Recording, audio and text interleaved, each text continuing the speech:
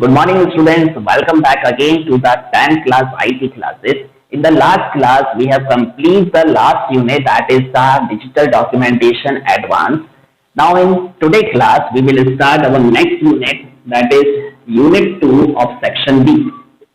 आपके section B में जो second unit है, that is unit 2, and its name is electronic spreadsheet.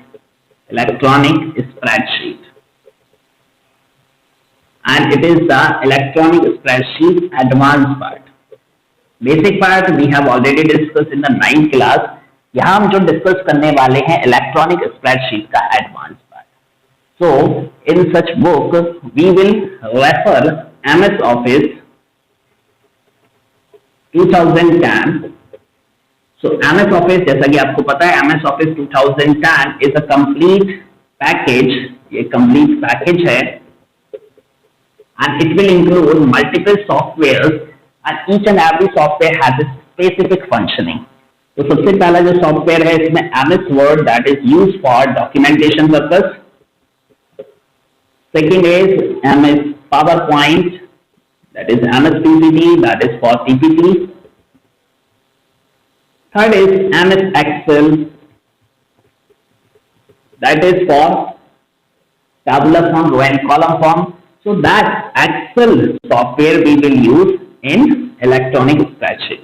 So electronic spreadsheet का meaning है एक ऐसा डॉक्यूमेंट जिसमें रो एंड कॉलम की फॉर्म में डेटा होता है, जहां हम अपने डेटा को रो एंड कॉलम यानी रिकॉर्ड वाइज स्टोर कर सकते हैं and we can perform several operation over it, several arithmetic operation, logical operation, analysis operation, statistical operation, so that we can make analysis over it.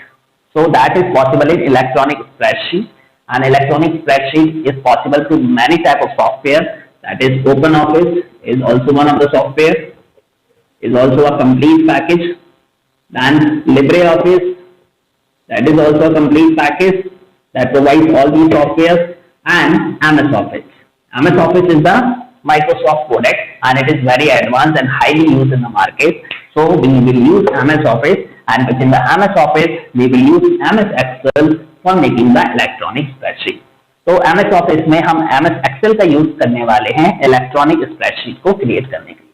अब Excel की sheet कैसे बनती है, कैसे उसमें वैल्यूज को स्टोर करते हैं, that we have already discussed in our previous classes in the 9th class or 8th class. In today's class we are going to discuss the advanced part of the electronic spreadsheet.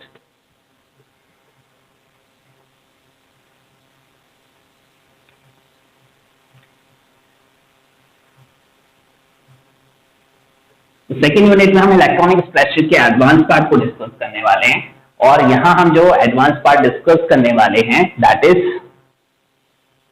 इसमें एक feature होता है that is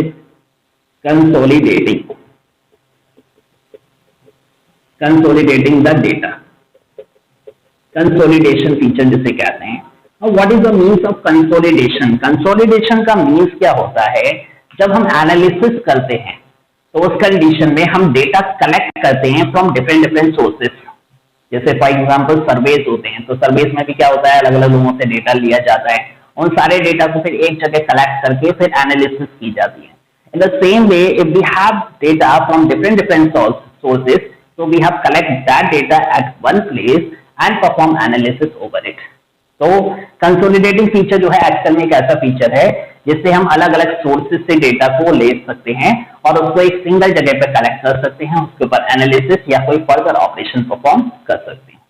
जैसे for example आपने Excel में 3 sheet बनाई है, that is your first sheet. इसमें कुछ डेटा है, सपोज कीजिए ये सेल है किसी एक ऑर्गेनाइजेशन की, एक कंपनी का हम एग्जांपल लेते हैं.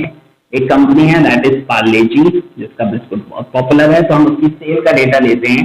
तो यहाँ पर हमारे पास पार्ले जी की जो सेल का डेटा है दैट इज जनवरी, फरवरी, और ये सेल है आपकी 2018 की. ठीक है, तो जनवरी और ये क्वांटिटी, और यहाँ हम लेते हैं सीरियल नंबर, 4 कॉलम लेते हैं.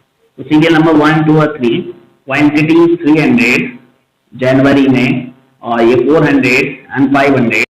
तो जनवरी में जो सेल हुई उसकी दैट इज ऑफ 5,000, 6,000 और 7,000.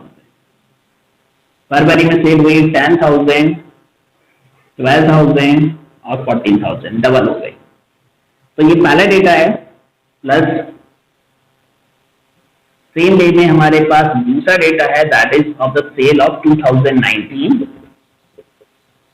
इसमें भी सीरियल नंबर है हमारा, क्वांटिटी है, जनवरी का डेटा, फेब का डेटा, 1 2 3 3 सीरियल नंबर हैं, that is 200, 100 and 50, that is 4,000, 3,000 and 7,000, that is 5,000, 7,000 and 9,000।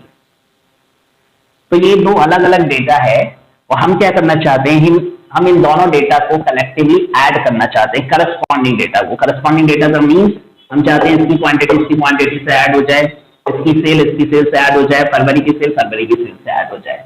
तो ये डेटा अलग अलग सोर्सेज पे है, अलग अलग फाइल में है, and we want to consolidate. तो एक्सेल में एक फीचर होता है कंसोलिडेशन का।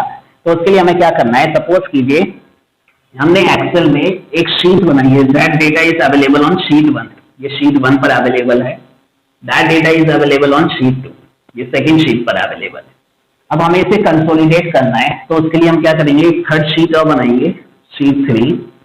तो शीट 3 पर सबसे पहले 4 कॉलम आप डिफाइन कर लेंगे, उनके हेडर आप डिफाइन कर देंगे, that is serial number, quantity, जन एंड फैब। अच्छा, ये हेडर बिल्कुल सेम होने चाहिए जैसे शीट 1 और शीट 2 में अवेलेबल है। फर्स्ट कॉलम की वैल्यूज को हम एज इट इज रख सकते हैं, उसमें कोई प्रॉब्लम नहीं है। अब हमें क्या करना है, हमें शीट 1 का इतना डेटा और शीट 2 के इस डेटा को ऐड करके इस थर्ड शीट में लेके आना है। तो सबसे पहले आप थर्ड शीट में आएंगे। थर्ड शीट में आने के बाद you have to go to the tab. अब आप ऊपर देखेंगे तो बहुत सारे टैब होते हैं, होम टैब, इंसर्ट टैब। तो वहां एक टैब आपको दिखाई देगा, data tab. So click over the data tab. Data tab को क्लिक करते हैं, उससे रिलेटेड बहुत सारे ऑप्शंस आपको दिखाई देंगे। वहीं आपको एक ऑप्शन दिखाई देगा, दैट इज द कंसोलिडेट। तो जैसे आप कंसोलिडेट ऑप्शन को क्लिक करेंगे, एक डायलॉग बॉक्स अपीयर हो जाएगा, that is the consolidate data dialog box. ये कंसोलिडेट डेटा डायलॉग बॉक्स आपका अपीयर हो जाएगा और इस डायलॉग बॉक्स में आपको बेसिकली 2 ऑप्शन मिलेंगे। पहला होता है फंक्शन, और फंक्शन के आगे एक ड्रॉप डाउन बॉक्स होता है। तो जैसे आप ड्रॉप डाउन बॉक्स को क्लिक करेंगे तो बहुत सारे function, arithmetical like sum, subtract, multiply, divide, logical, decision making, बहुत सारी कैटेगरीज हैं। तो सपोज कीजिए मैंने यहाँ से फंक्शन सिलेक्ट कर लिया सम, क्योंकि मुझे इन दोनों डेटा को ऐड करना है। तो जो भी ऑपरेशन आप परफॉर्म करने वाले हैं उसी के करस्पॉन्डिंग इस ड्रॉप डाउन बॉक्स से आपको इस फंक्शन को सिलेक्ट करना है। आफ्टर सिलेक्टिंग दैट फंक्शन, इसके बाद जो नेक्स्ट ऑप्शन होता है दैट इज रेफरेंस। अब उस रेफरेंस में एक बटन होता है, तो रेफरेंस में आपको उस बटन को क्लिक करना है। बटन को क्लिक करते ही ये डायलॉग बॉक्स मिनिमाइज हो जाएगा और आपका सिलेक्शन वाला एरिया आ जाएगा।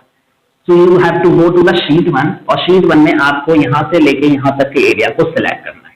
तो जैसे आप इस एरिया को सिलेक्ट करेंगे, यहाँ एक थर्ड ऑप्शन होता है ऑल रेफरेंस, ठीक है। अच्छा, पहले जैसे ही आप इस एरिया को सिलेक्ट करेंगे तो इस एरिया की जो रेंज है, सपोज करिए ये साइज जो है वो B1 से शुरू B1 से शुरू हो रहा है एंड D3 तक जा रहा है। तो B1 से D3 जो है इसकी रेंज यहाँ आ जाएगी, लेकिन वो रेंज भी कैसी आएगी, एब्सोल्यूट रेफरेंस की फॉर्म में। एब्सोल्यूट रेफरेंस $B, $1 से लेकर $D, $3 तक कुछ इस फॉर्म में आएगी। और यहाँ शीट रेफरेंस भी होगा, तो शीट का नेम भी पहले होगा, शीट 1 एंड एक्सक्लेमेशन मार्क। तो ये रेफरेंस सिलेक्ट हो जाएगी। यहाँ एक बटन है ऐड बटन, जैसे ही आप ऐड बटन को क्लिक करेंगे तो जो रेफरेंस आपने सिलेक्ट की वो यहाँ एक बॉक्स होता है ऑल रेफरेंस, वहां पर वो ऐड हो जाएगा। इसी तरह फिर आप शीट 2 पर जाएंगे, फिर से रेफरेंस वाले बटन को क्लिक करेंगे और यहाँ से यहाँ तक की रेंज को सिलेक्ट करेंगे। अब ये वाली रेफरेंस आपकी यहाँ शो हो रही होगी, जैसे ही आप ऐड करेंगे तो ये रेफरेंस भी ऑल रेफरेंस में ऐड हो जाएगी। तो आप देखेंगे ऑल रेफरेंस में 2 रेफरेंस ऐड हो चुके हैं, पहला शीट 1 का रेफरेंस, दूसरा शीट 2 का रेफरेंस। इसके बाद आपको ओके बटन को क्लिक करना है और जैसे आप ओके बटन को क्लिक करेंगे तो आपका ये शीट 1 का डेटा शीट 2 के डेटा के साथ ऐड होके आपके शीट 3 पर अपीयर हो जाएगा। तो यहाँ डेटा आएगा 300 + 200 that is 500, 5,000 plus 4,000, that is 9,000. 10,000 plus 5,000, that is 15,000. 400 plus 100, that is 500. 6,000 plus 3,000, that is 9,000. 12,000 plus 7,000, that is 19,000. 500 plus 15, that is 550. 7,000 plus 7,000, that is 14,000. And 14,000 plus 9,000, that is 23,000. तो इस तरह से आपका डेटा जो है वो डिफरेंट शीट से कलेक्ट हुआ और एक सिंगल शीट में आपने उसको कंसोलिडेट कर दिया. So that is the consolidate feature. That is a very powerful feature of the Excel. So you have to practice it at your home. If you found any difficulty or any doubt, so you can discuss it within the live class or you can mention it within your comment section. Thank you.